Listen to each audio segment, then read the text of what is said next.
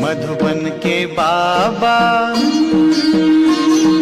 मधुबन के बाबा मुरली वाले, आपका क्या कहना, आपका क्या कहना। ओम शांति। 4 अप्रैल 2026 बाबा की महावाक्य। मीठे बच्चे, अल्फ और बे को याद करो तो रमणीक बन जाएंगे। बाप भी रमणीक है तो उनके बच्चे भी रमणीक होने चाहिए। प्रश्न, देवताओं के चित्रों की कशिश सभी को क्यों होती है? उनमें कौन सा विशेष गुण है? उत्तर, देवताएं बहुत रमणीक और पवित्र हैं। रमणीकता के कारण उनके चित्रों की भी कशिश होती है। देवताओं में पवित्रता का विशेष गुण है, जिस गुण के कारण ही अपवित्र मनुष्य झुकते रहते हैं। रमणीक वही बनते जिनमें सर्व दैवी गुण है, जो सदा खुश रहते हैं। ओम शांति। आत्माएं और परमात्मा का मेला कितना वंडरफुल है। ऐसे बेहद के बाप के तुम सब बच्चे हो, तो बच्चे भी कितने रमणीक होने चाहिए। देवताएं भी रमणीक है ना, परंतु राजधानी है बहुत बड़ी। सब एक रस रमणीक हो नहीं सकते। फिर भी कोई कोई बच्चे बहुत रमणीक हैं जरूर। रमणीक कौन होते हैं? जो सदैव खुशी में रहते हैं, जिनमें दैवी गुण हैं। यह राधे कृष्ण आदि रमणीक है ना। उन्हों में बहुत बहुत कशिश है। कौन सी कशिश है? पवित्रता की। क्योंकि इन्हों की आत्मा भी पवित्र है तो शरीर भी पवित्र है। तो पवित्र आत्माएं अपवित्र को कशिश करती हैं, उन्हों के चरणों में गिरती हैं। कितनी उनमें ताकत है। भल सन्यासी हैं, परंतु वह देवताओं के आगे जरूर झुकते हैं। भल कोई कोई बहुत घमंडी होते हैं, फिर भी देवताओं के आगे अथवा शिव के आगे झुकेंगे जरूर। देवियों के चित्रों के आगे भी झुकते हैं, क्योंकि बाप भी रमणीक है, तो बाप के बनाए हुए देवी देवताएं भी रमणीक हैं। उनमें कशिश है पवित्रता की। वह कशिश उन्हों की अभी तक भी चल रही है। तो जितनी इनमें कशिश है, उतनी तुम्हारे में भी कशिश होनी चाहिए। जो समझते हैं हम यह लक्ष्मी नारायण बनेंगे, तुम्हारी इस समय की कशिश फिर अविनाशी हो जाती है। सबकी नहीं होती, नंबर वार तो है ना। भविष्य में जो ऊंच पद पाने वाले होंगे, उनमें यहाँ ही कशिश होगी, क्योंकि आत्मा पवित्र बन जाती है। तुम्हारे में जास्ती कशिश उनमें है जो खास याद की यात्रा में रहते हैं। यात्रा में पवित्रता जरूर रहती है। पवित्रता में ही कशिश है। पवित्रता की कशिश फिर पढ़ाई में भी कशिश ले आती है। यह तुमको अभी पता पड़ा है। तुम उनके लक्ष्मी नारायण के ऑक्यूपेशन को जानते हो। उन्होंने भी कितना बाप को याद किया होगा। यह जो उन्होंने इतनी राजाई पाई है वह जरूर राजयोग से ही पाई है। इस समय तुम यह पद पाने के लिए आए हो। बाप बैठ तुमको राजयोग सिखाते हैं। यह तो पक्का निश्चय कर यहाँ आए हो ना। बाप भी वही है, पढ़ाने वाला भी वही है, साथ भी वही ले जाने वाला है। तो यह गुण सदैव रहने चाहिए। सदैव हर्षित मुख रहो। सदैव हर्षित तब रहेंगे जब बाप अल्फ की याद में रहेंगे। तब बे की भी याद रहेगी और इससे रमणीक भी बहुत होंगे। तुम बच्चे जानते हो हम यहाँ रमणीक बन फिर भविष्य में ऐसा रमणीक बनेंगे। यहाँ की पढ़ाई ही अमरपुरी में ले जाती है। यह सच्चा बाबा तुमको सच्ची कमाई करा रही है। यह सच्ची कमाई ही साथ चलती है 21 जन्म के लिए। फिर भक्ति मार्ग में जो कमाई करते हो वह तो है ही अल्पकाल सुख के लिए। वह कोई सदैव साथ नहीं देती। तो इस पढ़ाई में बच्चों को बड़ा खबरदार रहना चाहिए। तुम हो साधारण, तुमको पढ़ाने वाला भी बिल्कुल साधारण रूप में है। तो पढ़ने वाले भी साधारण ही रहेंगे, नहीं तो लज्जा आएगी। हम ऊंचे कपड़े कैसे पहने? हमारे मम्मा बाबा कितने साधारण हैं, तो हम भी साधारण हैं। यह क्यों साधारण रहते हैं? क्योंकि वनवा में है ना। अभी तुमको जाना है, यहाँ कोई शादी नहीं करनी है। वो लोग जब शादी करते हैं तो कुमारी वनवा में रहती है, मैले कपड़े पहनती, तेल आदि लगाती है, क्योंकि ससुर घर जाती है। ब्राह्मण द्वारा सगाई होती है। तुमको भी जाना है ससुर घर।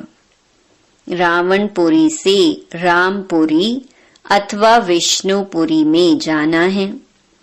तो यह वनवा का रिवाज इसीलिए रखा है कि कोई भी अभिमान देह का व कपड़ों आदि का ना आए। किसको हल्की साड़ी है, दूसरे को देखते हैं कि इनके पास तो ऊंची साड़ी है, तो ख्याल चलता है। सोचते हैं कि यह तो वनवा में है नहीं। लेकिन तुम वनवा में ऐसे साधारण रहते हुए कोई को कितना ऊंचा ज्ञान दो, इतना नशा चढ़ा हुआ हो तो उसे भी तीर लग जाए। भल बर्तन मांजते रहो व कपड़ा साफ करते रहो।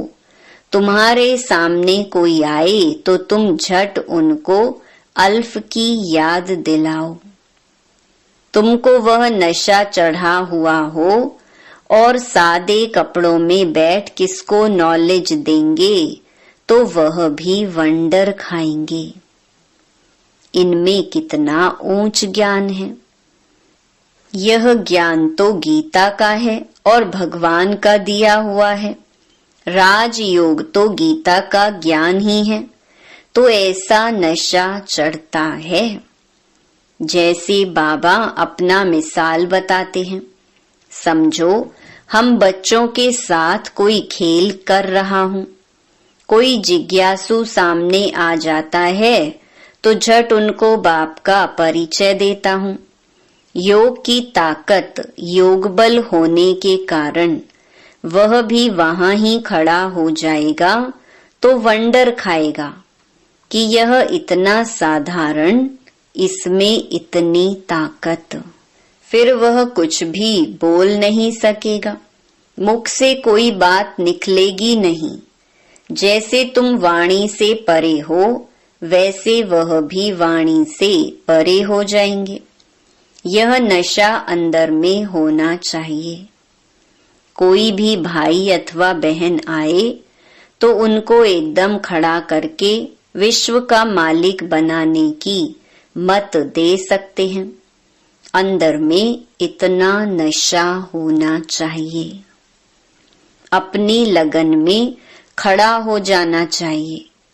बाबा सदैव कहते हैं, तुम्हारे पास ज्ञान तो है, परंतु योग का जौहर नहीं है। प्योरिटी और याद में रहने से ही जौहर आता है।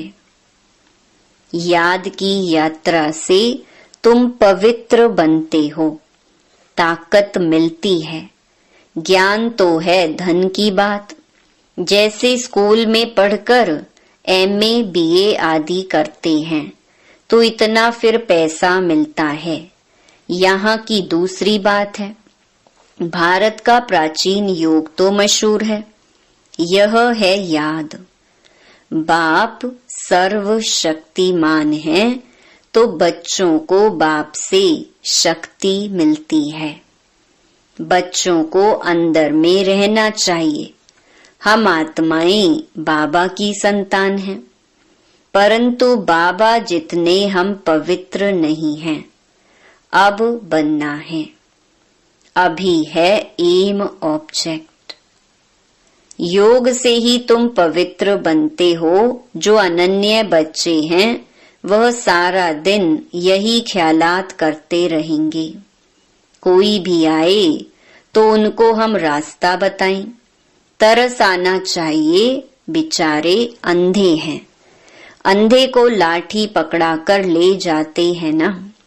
यह सब अंधे हैं, ज्ञान चक्षु है नहीं। अभी तुम्हें ज्ञान का तीसरा नेत्र मिला है तो सब कुछ जान गए हो। सारी सृष्टि के आदि मध्य अंत को हम अभी जानते हैं। यह सब भक्ति मार्ग की बातें हैं। तुमको पहले भी पता था क्या कि hear no evil, see no evil. यह चित्र क्यों बना है? दुनिया में कोई भी इनका अर्थ नहीं समझते। तुम अभी जानते हो। जैसे बाप नॉलेजफुल है, तुम उनके बच्चे भी अब नॉलेजफुल बन रहे हो, नंबर वार पुरुषार्थ अनुसार। कोई कोई को तो बहुत नशा चढ़ता है। वाह, बाबा का बच्चा बनकर और बाबा से पूरा वर्षा नहीं लिया तो बच्चा बनकर ही क्या किया। रोज रात को अपना पोता मेल देखना है। बाबा व्यापारी है ना। व्यापारियों को पोता मेल निकालना सहज होता है। गवर्नमेंट सर्वेंट को पोता मेल निकालना नहीं आता है, ना वह सौदागर होते हैं। व्यापारी लोग अच्छा समझेंगे। तुम व्यापारी हो, तुम अपने नफे नुकसान को समझते हो। रोज खाता देखो, मुरादी संभालो। घाटा है व फायदा है। सौदागर होना। गायन है ना, बाबा सौदागर रत्नागर है। अविनाशी ज्ञान रत्नों का सौदा देती है।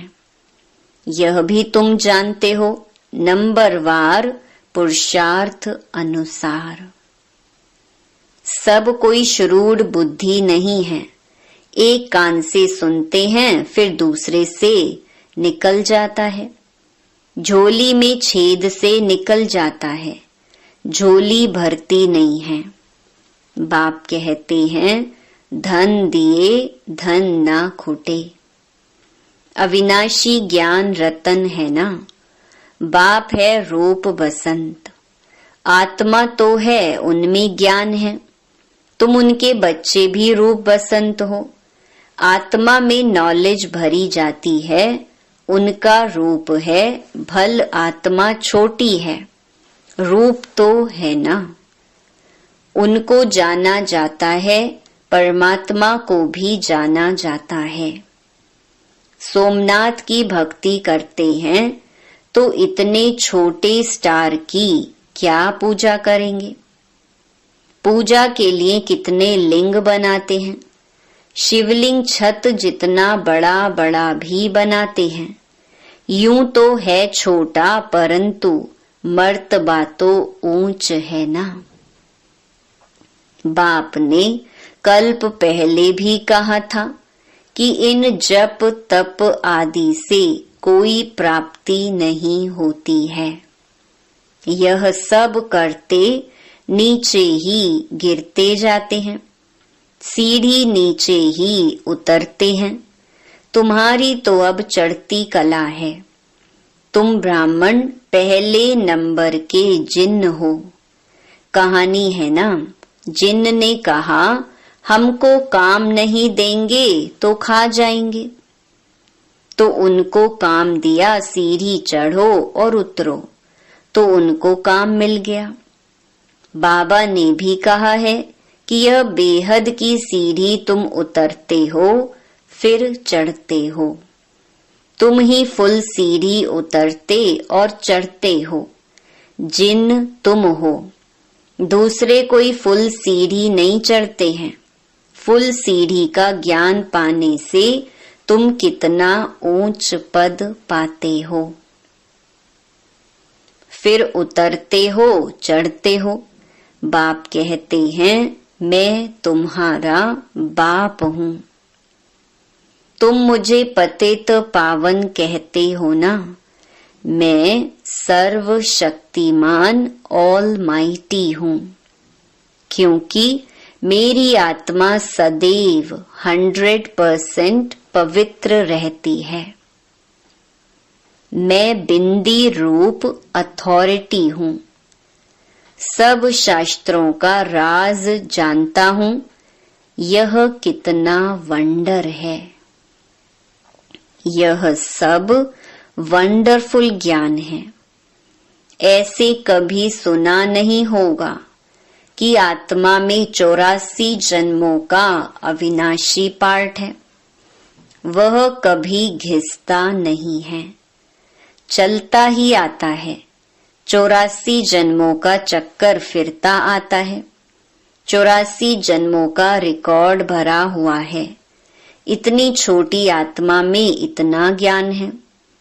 बाबा में भी है तो तुम बच्चों में भी है। कितना पाठ बजाते हैं, यह पाठ कभी मिटने का नहीं है। आत्मा इन आंखों से देखने में नहीं आती है बिंदी। बाबा भी कहते हैं मैं ऐसा बिंदी हूं। यह भी तुम बच्चे अब समझते हो। तुम हो बेहद के त्यागी और राज ऋषि। कितना नशा चढ़ना चाहिए। राज ऋषि बिल्कुल पवित्र रहते हैं। राज ऋषि होते हैं सूर्यवंशी, चंद्रवंशी, जो यहाँ राजाई प्राप्त करते हैं, जैसे अब तुम कर रहे हो। यह तो बच्चे समझते हैं कि हम जा रहे हैं, खिवैया के स्टीमर में बैठे हैं, और यह भी जानते हैं यह पुरुषोत्तम संगम युग है। जाना भी जरूर है पुरानी दुनिया से नई दुनिया में वाया शांति धाम। यह सदैव बच्चों की बुद्धि में रहना चाहिए। जब हम सतयुग में थे तो कोई खंड नहीं था, हमारा ही राज्य था। अब फिर से योग बल से अपना राज्य ले रहे हैं, क्योंकि समझाया है योग बल से ही विश्व की राजाई पा सकते हैं। बाहुबल से कोई नहीं पा सकते। यह बेहद का ड्रामा है, खेल बना हुआ है। इस खेल की समझानी बाप ही देते हैं। शुरू से लेकर सारी दुनिया की हिस्ट्री, ज्योग्राफी सुनाते हैं। तुम सूक्ष्म वतन मूल वतन के राज को भी अच्छी रीति जानते हो। स्थूल वतन में इनका राज्य था, अर्थात हमारा राज्य था। तुम कैसे सीढ़ी उतरते हो वह भी याद आ गया। सीढ़ी चढ़ना और उतरना यह खेल बच्चों की बुद्धि में बैठ गया है। अब बुद्धि में है कि कैसे यह वर्ल्ड की हिस्ट्री ज्योग्राफी रिपीट होती है। इसमें हमारा हीरो हीरोइन का पार्ट है। हम ही हार खाते हैं और फिर जीत पाते हैं, इसलिए नाम रखा है हीरो हीरोइन। अच्छा, मीठे मीठे सिकी लधे बच्चों प्रति माता पिता बाप दादा का याद प्यार और गुड मॉर्निंग। रूहानी बाप की रूहानी बच्चों को नमस्ते। धारणा के लिए मुख्य सार। पहला, अभी हम वनवा में हैं, इसीलिए बहुत बहुत साधारण रहना है। कोई भी अभिमान देह का व कपड़ों आदि का नहीं रखना है। कोई भी कर्म करते बाप की याद का नशा चढ़ा रहे। दूसरा, हम बेहद के त्यागी और राज ऋषि हैं, इसी नशे में रह पवित्र बनना है। ज्ञान धन से भरपूर बन दान करना है। सच्चा सच्चा सौदागर बन अपना पोता मेल रखना है। वरदान, स्वयं को सेवाधारी समझकर झुकने और सर्व को झुकाने वाले निमित्त और नम्र चित्त भव। निमित्त उसे कहा जाता जो अपने हर संकल्प व हर कर्म को बाप के आगे अर्पण कर देता है।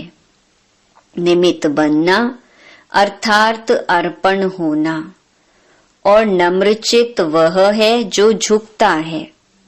जितना संस्कारों में संकल्पों में झुकेंगे उतना विश्व आपके आगे झुकेगी। झुकना अर्थात झुकाना। यह संकल्प भी ना हो कि दूसरे भी हमारे आगे कुछ तो झुकें। जो सच्चे सेवाधारी होते हैं वह सदैव झुकते हैं, कभी अपना रौब नहीं दिखाते। स्लोगन, अब समस्या स्वरूप नहीं समाधान स्वरूप बनो। अच्छा, ओम शांति।